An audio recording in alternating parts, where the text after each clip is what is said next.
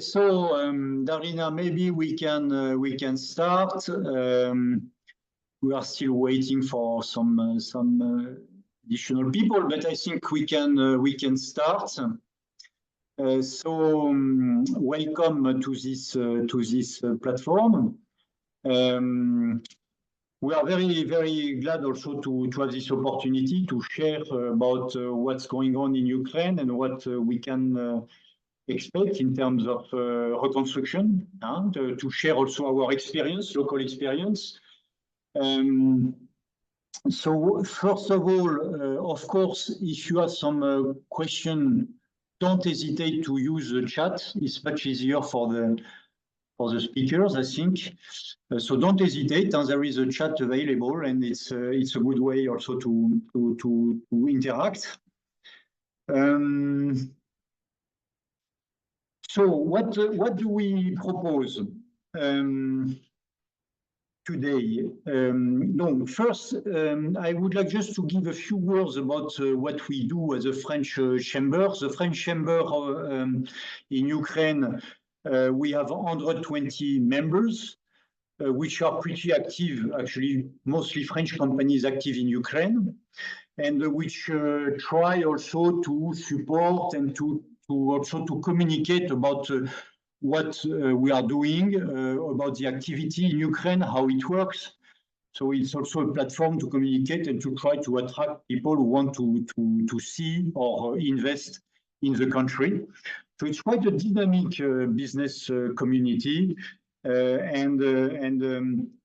which is quite involved actually in most of the sector of the economy. The healthcare, the agriculture, the retail business, but also banking, actually. So several sectors, and so we can of course inform on what's going on here. During the war, all these companies continue to work in Ukraine. And we continue also to invest. A company like ours, we continue to invest because basically our business is going okay. And I will share a little bit about this. So since 2022, the chamber has been actively involved in effort to help business to operate and to promote investment in the country. In March 2025, the Chamber launched the new tool, which is called Let's Rebuild Ukraine. This is a program designed to facilitate and secure the entry of European companies into Ukrainian markets. And of course, if you would like to have some information about it, you can contact the French Chamber or to visit our website. About the reconstruction, no need to say that after more than 3 years of this into this full-scale war, the needs are enormous. We had recently an assessment from World Bank, which provide a kind of assessment, which the cost of reconstruction could be more than $500 billion. So it's a huge amount of money. And we believe that this reconstruction presents a unique opening for international companies to establish or expand their business in Ukraine. We believe that the private sector will play a crucial role in Ukraine recovery and also for the long term of transformation of the country. During this webinar, we will explore first the current economic situation shortly in Ukraine. We will also share what we think are the main sectors driving the reconstruction, and we will also present practical tools to get involved into the process of reconstruction. So we will be pleased to be joined today by 2 experts from the business partnership platform. Isabella Mascolo, which is an international relationship expert in this platform, and Yuliia Mazana, which is also pretty much involved in the management of this platform. Just a short overview about the economic situation. All of you, I believe you are impressed, and we are impressed by the resilience of the Ukrainian economy. Just a couple of figures, but we will not go too much in deep. The growth in 2023 for the economy was 5%, 3% last year, and this year we expect 2.5%. Despite all the challenges that the economy is facing, last year, you remember the huge destruction of the energy supply facilities. Despite of this, we had a growth of the economy. And also, it's worth to say that this growth is not equal all over the Ukraine. Of course, if you go in the west part of Ukraine, you have in some places double-digit growth. If you go to east part of Ukraine, in Kharkiv region, for example, the economy is not growing, of course, it's even declining a little bit. So when you look the map of Ukraine, you have really different situation depending the place you are. And if you are investing in Ukraine, you have to look at this, of course. The west part of Ukraine is much more secure than the east part, of course. This resilience is based on two main factors. The first factor is worth to say is this capacity of the Ukrainian economy to adapt to the situation.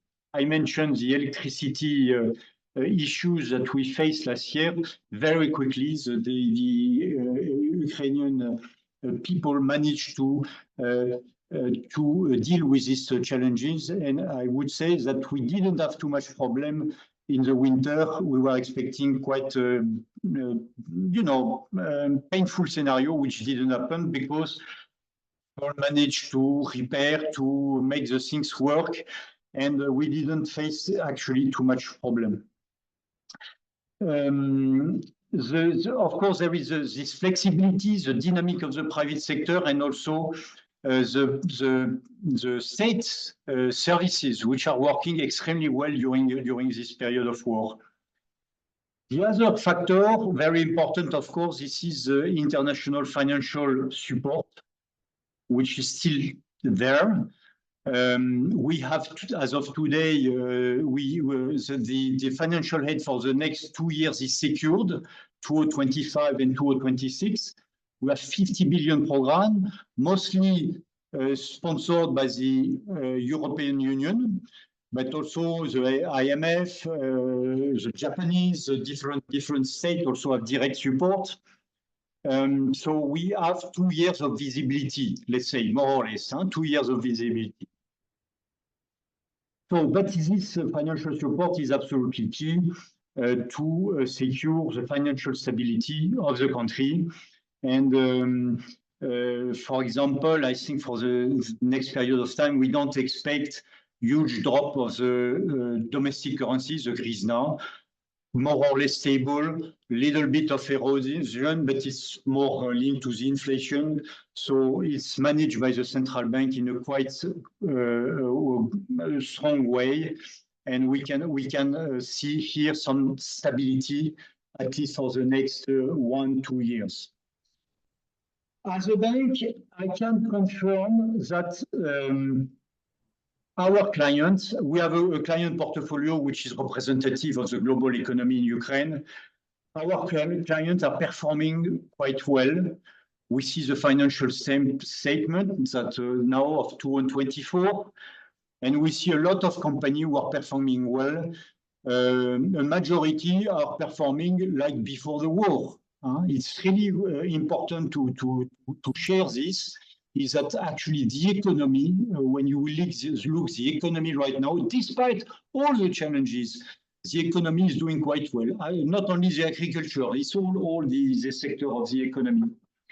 And also, I can confirm that the consumption remains solid. We had in 2023 growth of consumption of 10%. Last year, it was 7%. And we have, for example, Crédit Agricole present in the car financing business. We are one of the leaders, and I can tell you that the business today is exactly the same as what we had before the war in terms of volume. So there is a consumption. We have quite important cosmetic company, French cosmetic company in Ukraine. They are working better than before the war right now in Ukraine. So you see, this is a bit counterintuitive, but the economy is working. It's important to say that. Which are the strong points of the economy, and it can help also for the future and for the reconstruction. First, you have for sure the agriculture. The agriculture is solid. As far as now, as you know, the Black Sea corridor is totally open. So the grain export restart, last year 100%. So it's 100% working. And of course, it's a strong support. It's helped by the fact that the price of the raw materials, the agricultural products are quite good right now. So the agriculture is in quite a good shape. And we believe that is very important for Ukraine because, as you know, it's the mainstream of export right now. IT services is a strong point of Ukraine. You have in Ukraine 300,000 young IT experts working, developing for all Europe and the US. The main client of Ukraine, this is the US right now. So it's people which are quite wealthy because they have good salary, and so it's very important for the country. Of course, the defense industry. All of you know the story of the drone industry, which didn't exist 3 years ago, but which developed in a very, very smart way in Ukraine, which developed, by the way, through an ecosystem of startup. It's not, a governmental initiative or whatever. This is an ecosystem of startup who created this industry 3 years ago, and which is extremely strong right now because I believe that Ukraine is capable to produce 4 million drones per year right now. This is the pace. And as you know, the drone is a key instrument for the defense of Ukraine right now. With a lot of innovation every day. Just look at what happened in the Black Sea with a drone like jet skis. They managed to repel the Russian Navy to and which are not anymore a danger for the Black Sea corridor. So extremely innovative, extremely powerful, and this is also a very important sector. The energy sector is developing. I'm really happy to share that, we have already some investment right now. It started last year with small projects because all the corporate companies started to have their autonomous system of energy through its biomass project, its gas turbine, projects, small scales, but it was to create alternative to the national system, which was, and now today we see some the really renewable energy project, especially in the wind farm project, which are starting. It's not just thinking about the future. Some of them are already started, and we are talking about quite sizable project, 100 million euros, 200 million euros, 300 million euros, and it's private investment. It's not public or state-owned project. So it's extremely important because, as you know, 50%, more than 50% of the energy supply capacity were destroyed last year, and so in a way, Ukraine has this magic opportunity to create a real renewable energy project and quite a way to really produce green energy in the country. Voilà, and of course the construction. Construction is working quite well. The only thing to understand in construction is that Ukraine by himself will not be able to cover all the need of reconstruction. The reconstruction, you know, before the construction sector before the war, I believe this figure I have in mind, it was 10 billion euros per year. You see, the capacity, the Ukrainian construction companies. The needs is much more than this, probably 30 billion per year for the next 10 years, you see. So it's not at all that the capacity, the local capacity is not at all at the scale of what the country needs. So there is, of course, opportunities for international companies in building materials, in construction work. There is opportunities. The main issue is the financing of this project. But of course, we will need the capacity of the international company to join this reconstruction project. Voilà, this is more or less what I wanted to share at this stage. In order to be on time, I propose that we go now to the more in detail on what this business partnership platform, which is starting now, and which was sponsored by the UN, the United Nations, and the Japanese government, what it is about, and to have a kind of a description of what's doing. So I will first ask Isabella Mascolo to join us, and also ask her if she could outline the current priorities in Ukraine reconstruction process, and what initiatives are already underway, and which sectors are considered, on her opinion, the most strategic at this stage for the reconstruction. Isabella, the floor is yours. Thank you so much, and thank you very much for having me today. Thank you also to my colleague Maxime that is already broadcasting the presentation. So yeah, as you all know, the ongoing conflict in Ukraine has deeply affected the country's infrastructure, the economy, the social fabric since the onset of the hostilities. So since 2014, actually. As Ukraine navigates through these challenges, the reconstruction process has evolved into comprehensive efforts that extends beyond merely repairing and rebuilding the physical structure. Maxime, if you please can share the next slide. We will, yes, exactly, to start the deep dive into the main areas of the economy. So, of course, as I said, like we don't really have just to repair the physical structure that were affected. This process encompasses the revitalization of the economy, the strengthening of the government's framework, the enhancement of the social systems, and of course also the rebuilding of the international relationships. In this discussion, I would like just to outline the current priorities of Ukraine reconstruction projects and highlight also some existing initiatives that are underway at the moment. Also identifying the sectors that are recognized as the most strategic and the most urgent at this stage. So, of course, as you can all imagine, the infrastructure was highly hit by the war. He has inflicted a catastrophic damage on the critical infrastructure, which of course includes components such as roads, bridges, railways, hospitals, schools.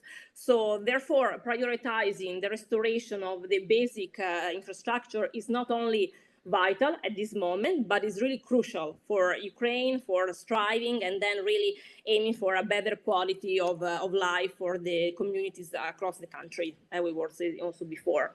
A particular emphasis I would like to point on the transportation networks, because of course this is indispensable for the trade and for the mobility of the country. As I said, this doesn't encompass just the repairs, the existing roads, the existing structures, but also enhance the rail, the bus systems, building a new structure.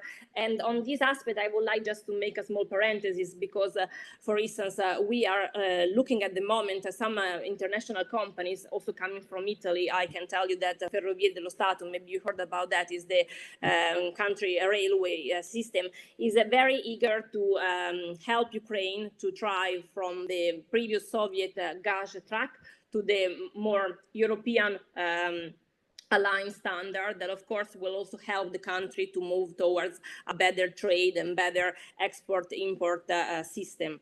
So better logistics, of course, also boost the economy. Then absolutely important is the energy independence as resilience, as we were saying just a few minutes ago, in light of the Russian targeted attacks on Ukraine energy infrastructure. The issues of energy resilience is really, really key. And yes, absolutely, this material will all be shared. Just I've seen now the comments, so don't worry, we will all share the material, the deck. So the reconstruction efforts really includes the rehabilitation of the existing facilities alongside significant investment in renewable energy, mainly solar and wind. And this is a key aspect for all the international companies that would like to jump into this amazing opportunity for Ukraine. Additionally, there is, of course, a strong focus on implementing energy efficiency measures across both residential and also public facilities.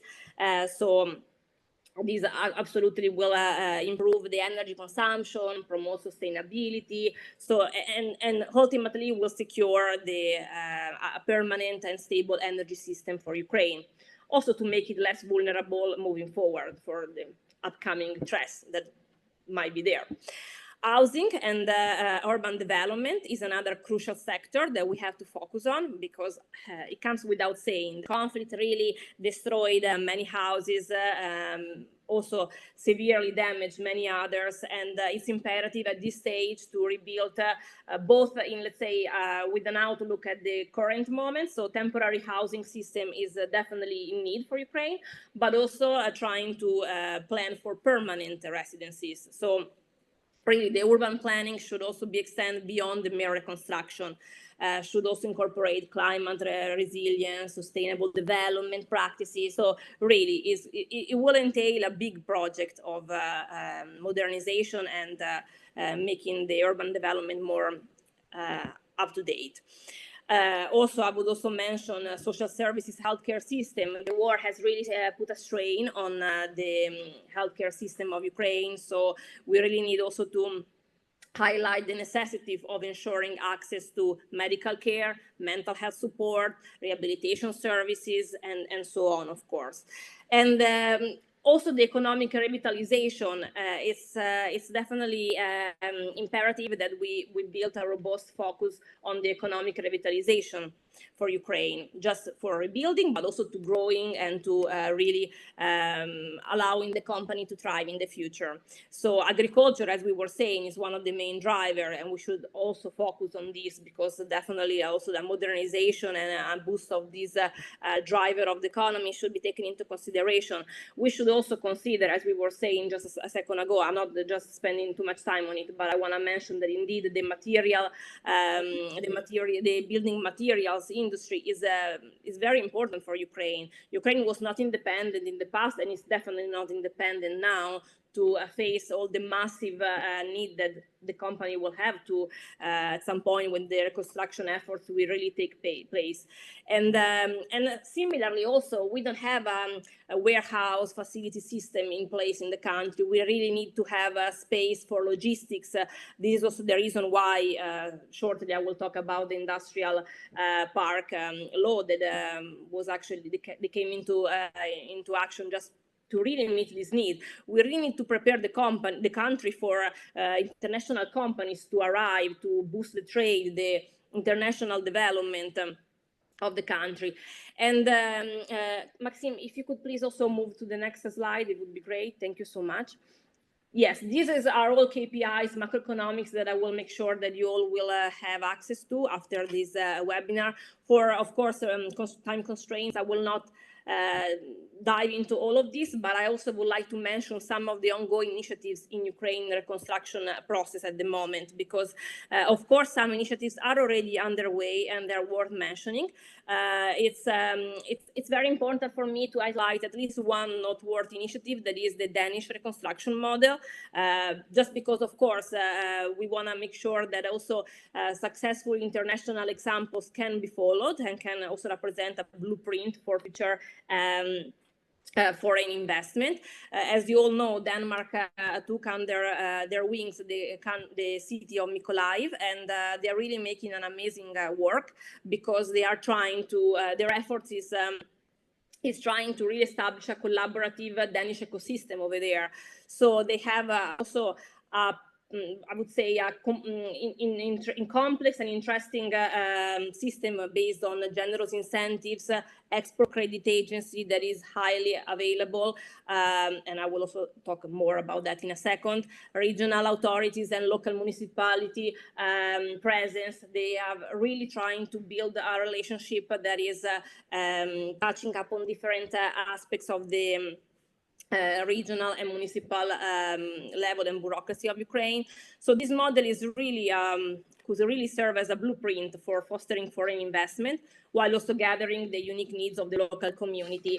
As I said before, we also have other companies international that, for instance, are undergoing some major work studies. I said about the upgrading and modernization of the Ukrainian rail system. I also would like to mention that some companies, I can just mention, I think, Cantieri, because it was actually also published, so it's not secret news anymore. They are really looking for turning Odessa into a hub for placing and relocating some of the commercial ship orders that they have. So they are also looking for collaboration. So they are open eventually with for some French counterparty to explore this option.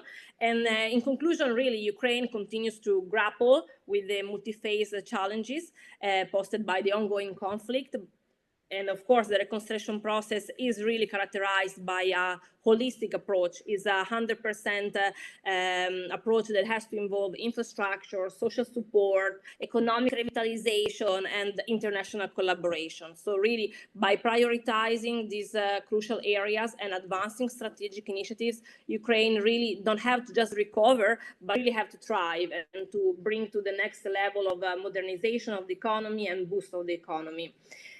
If you want, I can already also just briefly give you an overview of what are the facilities that we have available in terms of international and national economic support.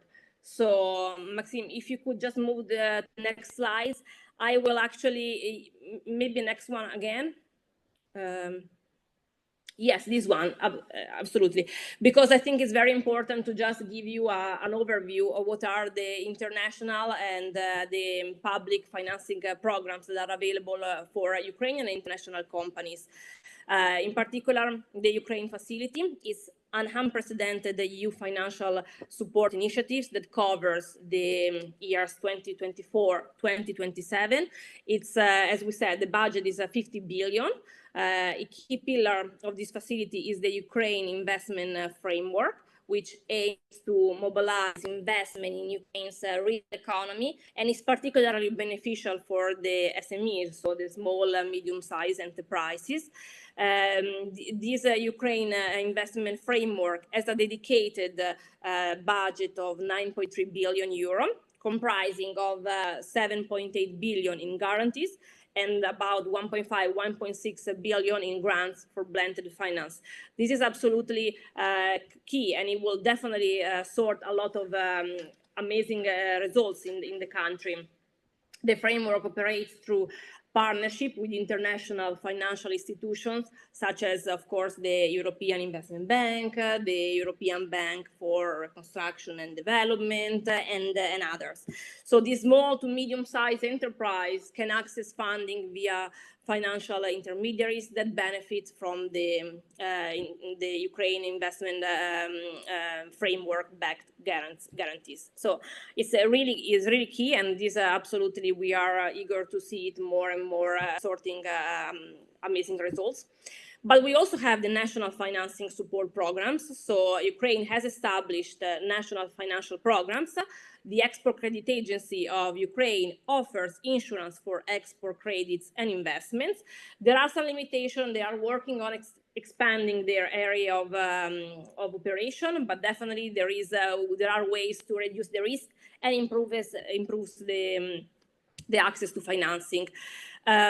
Furthermore, we also have the state program affordable loans, the 579%, This, of course, provides preferential loans to small to medium enterprises for their investment and working capital needs.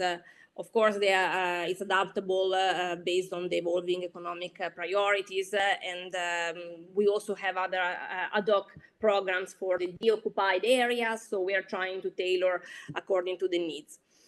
The International Financial Institution Program, of course, we know that we have like the EBRD that provides direct financing for larger SMEs, advisory support, trade finance tools, the EIB, which also finances infrastructure, energy efficiency, and green transition projects, while also offering credit lines to the small and medium enterprises via Ukrainian and partner banks. They are also active promoters and a contributor to the Ukraine facility. Then we have the International Financial Institution Program that, of course, are providing investment advisory services for the private sectors, to also then mention the other small initiatives that in reality they have a big impact, like the Black Sea Trade, Development Bank. But I would also to focus the attention on the Export Credit Agency. Maxime, please, if you could move to the next slides, because, of course, as you know, the Export Credit Agency play a crucial role for facilitating the international trade and investment, particularly in countries like Ukraine, that they really face economic challenges. And this Export Credit Agency, I mean, they all present different terms, conditions, also different requirements for Ukraine. We, as an organization, we actually have built a good rapport with, I would say, the G20 Export Credit Agency that to different levels are open for Ukraine. And they really help companies assess and manage risks associated with the foreign markets, you know, political instability, credit risks, and non-payment by foreign buyers. So all these export credit agencies, to different extension, they really promote export financing, insurance products, loan guarantees, some more than others.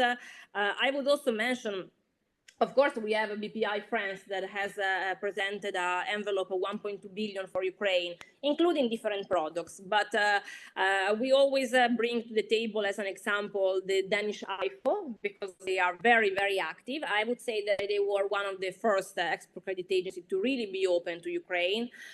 We work closely with them because they actually had listed 70 plus projects that we're considering, and out of those 70 plus projects, 21 were actually started, because of course this was a matter of money made available by the government that now actually was also increased. So they really also have a very, I would say, easy accessible list of requirements, and not just for Danish companies, but for all the international companies that present some Danish content, which in reality, I will just tell you, is also can be acquisition of equipment, or maybe dedicating part of the capex to some Danish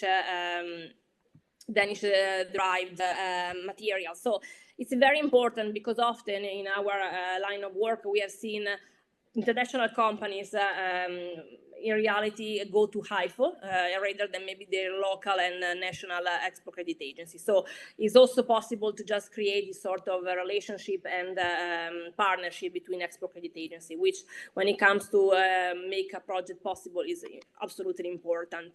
Then I would like also to just spend a few words on the investment incentives and the industrial park incentives. These are like two laws that came into action recently and definitely could make a difference for Ukraine.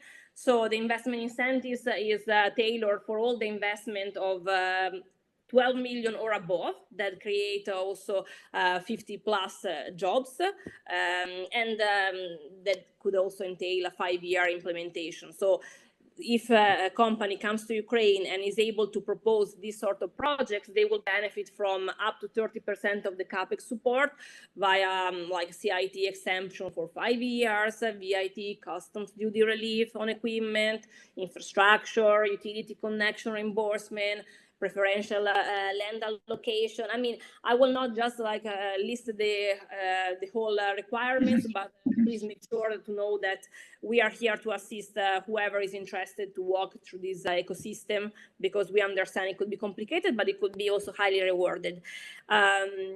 Industrial park incentives, of course, as we said, this will be an important focus for Ukraine, both for the trade and logistics system that has to be boosted.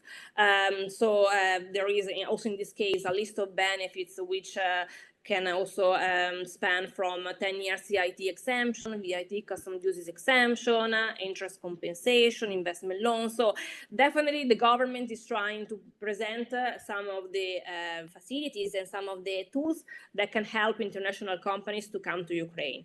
Of course, we know that it could be still complicated, but we are here for this reason. And of course, my colleague Yuliia Mazana will also explain you better how we can assist you in this.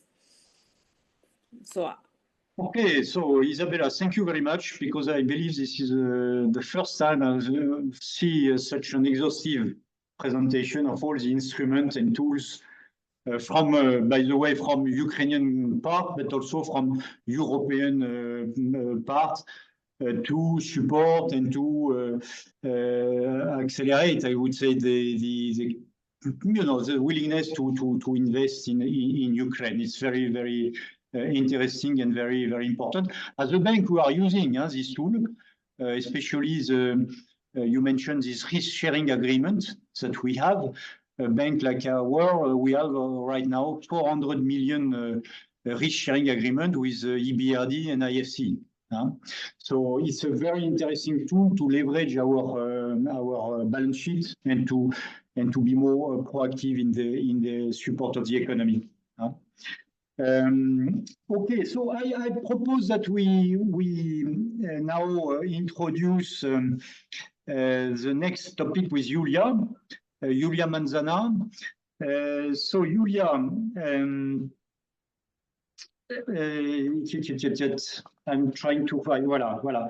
So recently, the business partnership platform was launched, supported by the UN and by the Japanese government, to promote cooperation between Ukraine and international companies. So could you please share a bit more detail about this platform, what services is provided and how it works, and how foreign business can get involved in it? So. Sure. Thank you very much for introduction. Ladies and gentlemen, Yuliia Mazana here.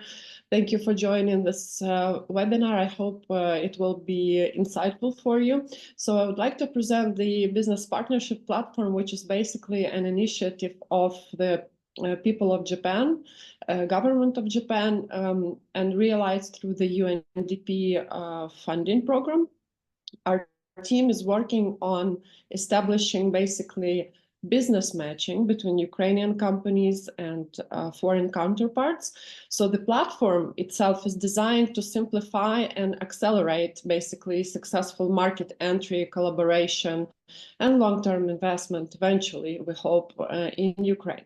So our team, in short, acts as a trusted local partner, offering hands-on support, strategic insight, and direct access to the key stakeholders in Ukraine. And for Ukrainian businesses who register on the platform, we match them with foreign companies. So please, next slide. So the platform itself is now being introduced to Ukrainian businesses. We have over 500 companies already registered on the platform. I will share later on how you can do it. It's very easy. It's a basically 2-minute process. But in that regard, on the other side, foreign businesses gain a trusted guide, a partner network of Ukrainian companies to fast track and navigate in Ukrainian markets successfully with basically minimized risks and maximized opportunities. What can you find on the platform? First of all, registration on the platform will give you access to finding potential partners, which is, we have a credible database, it is being checked, and this is what our analytical department is working on. Then Ukrainian companies can also expand their global network, and then you will be guided by experts in case you need marketing research, as Isabella shown in presentation. This is our analytics department job, and basically there will be a launch of the official launch of the platform on June 12th. We will, of course, invite you to the launch. It will be both offline. It will be a big event with participation of the Japanese embassy, the UNDP, and the our Vice Prime Minister Olga Stefanishin, who is working on Euro integration, and she's a Minister of Justice as well. There will be panelists, Ukrainian companies and foreign companies holding discussions. The event is planned to be a whole day event with evening reception. So this part we will invite you to in the end of the webinar. And so the next slide, please, Max. So which models will you find on the platform? It can be market entry partnerships, and we now see for those companies who already register on the platform, this is a very frequent search for the partnerships. Manufacturing, joint ventures, direct investments, R&D collaborations. Very often we already have some matches, which we will present to you later. Innovations, international trade, very frequent request, educational advisory partnerships, and those companies from abroad who register, we often have the request for cooperation with local government and NGOs. Next slide, please. How does it work physically? You have the QR code that you can basically scan at this moment if you wish. So there is an initial registration, which will take you up to 5 minutes, where you can list the area of your interests. Then you will receive customized contact list by our colleagues who will meet your criteria of your search for the partnership. I would like to outline here that our team is working pro bono, both for Ukrainian businesses and for foreign companies, because the project is funded, as I said, by the UNDP and government of Japan. So basically you will receive a pro bono advisory services. It's important to mention. Registration is also free. And then the step 3, which is the ultimate goal of the platform and its existence, is building strong relations and ensuring either smooth market entry or with expert support or whatever needs that you're looking for. Next slide, please. What do we have now? We have gathered some statistics because the platform functions for 3 months now, with official launch being in June, but despite that, we are already working. And for those companies who are registering, I would like to share some brief statistics by region, a number of companies, and as well as the areas. So as we mentioned before already, construction and building materials, suppliers and manufacturers are registering mostly. So we have 50 companies registered. Agro and food industry, you can see as well. We've spoke about agricultural sector. It's obviously very active. Transport, logistics, packaging, chemical industry, metallurgy, less frequent, but still we have those on the platform. Energy, renewable energy, information technology, innovation, consulting and education. And then we have also health services. For example, one American company wants to come into Ukrainian market with their products, which will be very useful serving on the front. So we are matching them with Ukrainian pharmaceutical businesses as an example. Next slide, please. So how our team can support you, basically. We, at the heart of the business platform, will be basically a team of pro bono advisors, as I said, who will navigate you through every stage of partnership and engagement, and provide structured, efficient, and personalized approach to foster the collaboration. So basically, everything starts from market navigation. If you will want to receive macro and microeconomic reviews, sector-specific researches that will be available for you. Finance mapping, Isabella spoke a lot about it, so I will not stop here due to the timing. And of course, business advisory, which is more strategic and overall look at what is going on in Ukraine at the moment. It will be always very fresh research for you. And of course, we support international delegations coming to Ukraine. We've already worked with France and Italy and Denmark, as Isabella mentioned, so we are moving very fast, and these services will be all available. Next slide, please. Yes, well, basically the platform, I just want to highlight benefits for foreign businesses at the last, because for the market entry support, for example, there will be an access to the Ukrainian market with local insight, verified partners, which is very important about verification of Ukrainian partners, so they are, aligned with international standards. Local partnerships for trustworthy Ukrainian companies, I think, are important for joint ventures, outsourcing, distribution, or local representation offices, for example. And for opportunities in Ukrainian reconstruction and growth projects, as we've talked about this a lot as well, it will help you tap into Ukraine's reconstruction projects, what's available, emerging sectors, and we will help you identify those sectors with high growth potential, as we said, for example, energy, agriculture, or IT. So the program is basically a bridge, the platform is a bridge between Ukrainian businesses and foreign counterparts.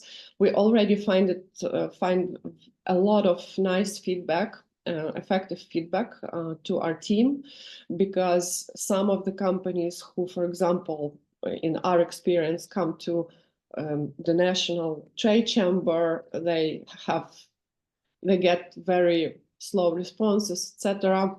The platform will be a tool for fast reaction and for basically support in whatever needs foreign and Ukrainian counterparts will outline for us.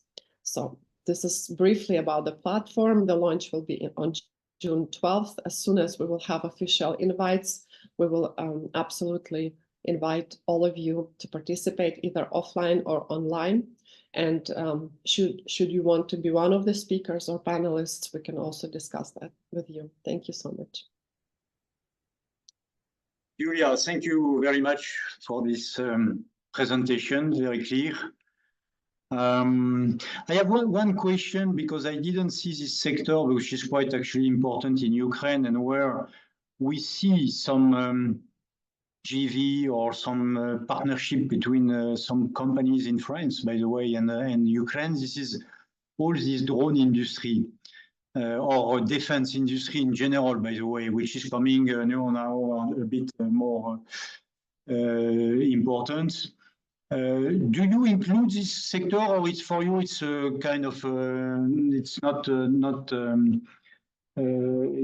the purpose of this platform. Yes, Carlos, thank you. Well, we do have some defense companies applying, like Babcock International. We already, for example, they are looking for industrial parks allocation of their premises, but it's not necessarily for example, a drone production. UNDP does have some restrictions on military sector, but not on all of it. So we will share it after we launch the program, because this sector is very, sensitive, and we have to align that with the donor. But as I said, we do have Babcock International is very famous. They actually opened an office in 2023, and now they reached out for us to find them a reliable industrial park allocation partner, and we already did that. So some discussions are going on because they have a long-term strategy where they will open their premises like warehouses for vehicle reparation, etc. Yeah, okay, thank you. And are there some questions from the audience? I see maybe one on the chat.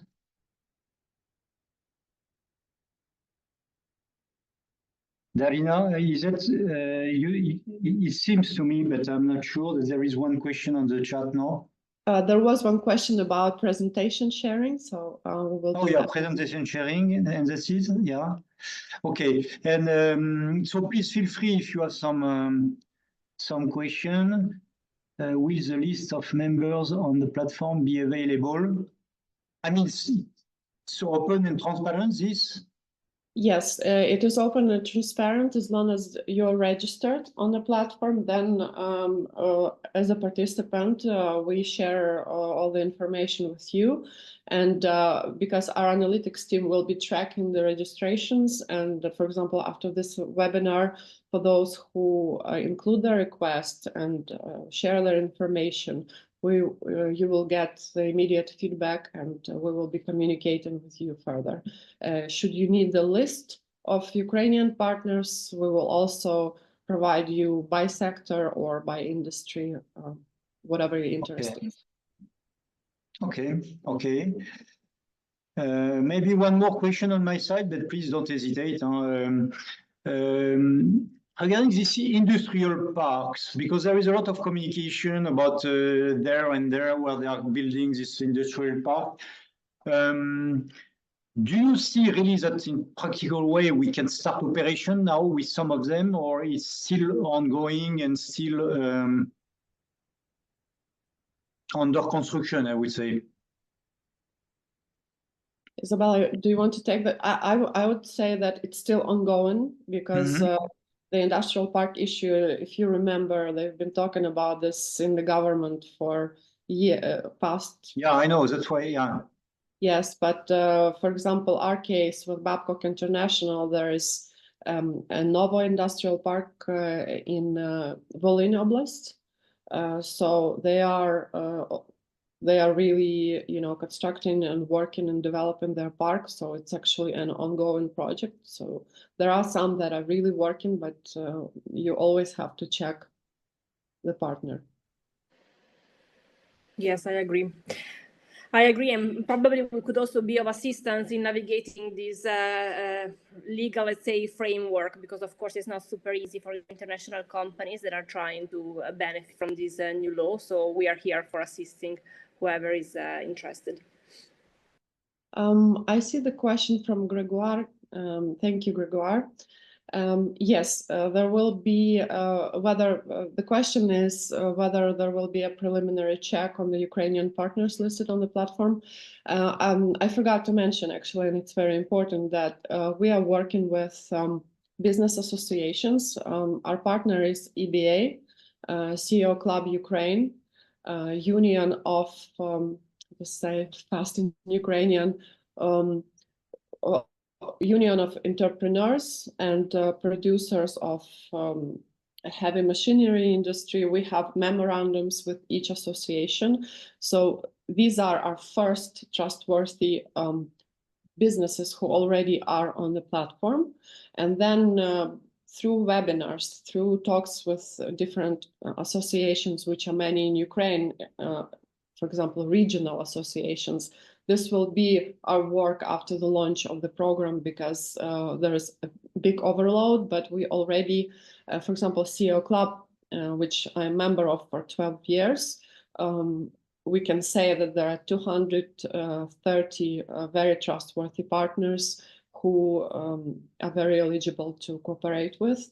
EBA, obviously, and other associations in Ukraine who became our partners.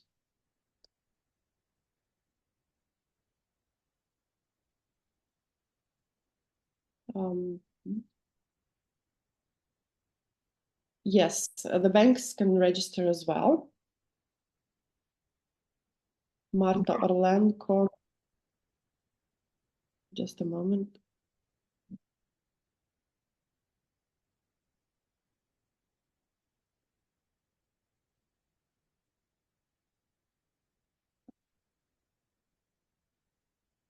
For the transformation of existing sites in Volhynia Oblast, the one that I was talking about, the Novo Industrial Park, yes, they were transforming the facilities, but for Kiev, let me get back to you because we need to check that, because for Kiev, we haven't come across.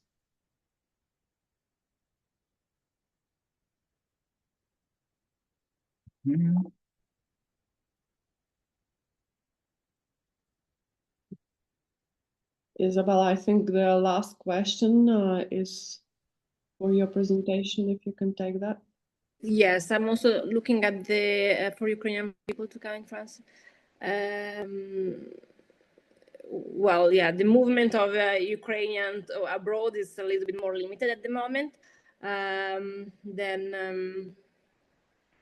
Yes, the unemployment situation is a little bit tricky actually in Ukraine, because we are assisting, I would say, at a very particular phenomenon, which is, of course, there is unemployment, but there is also a shortage of qualified people. So what before was a situation where, like, the international companies had no problem whatsoever to find employees. Now, actually, we are looking at a very difficult times, because sometimes when a person is qualified, and not necessarily very highly qualified, just I would say qualified for some also corporate work, there might be a shortage, of course, due to the outflux of people, phenomenon that reflects in the salary, because then we have also to actually secure higher salary to employees in order to for making them stay in the company. We also have some issue, unfortunately, with the mobilization. So this is something that we all need to be transparent about. There is the fear that is also driving employees sometimes to encounter difficulties and obstacles. But if you also have any specific request, as I just saw in terms of IT area, we can also take it offline. We can also discuss and probably give you more information.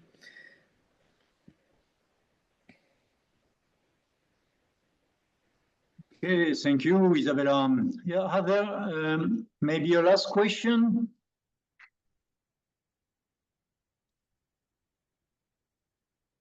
I see the question. Yeah, for the link, the link to the platform, so it will be communicated, right? Yes, I can do it right now in the chat, if you want. Okay, so super. And so we have a meeting on the 12th of June, right?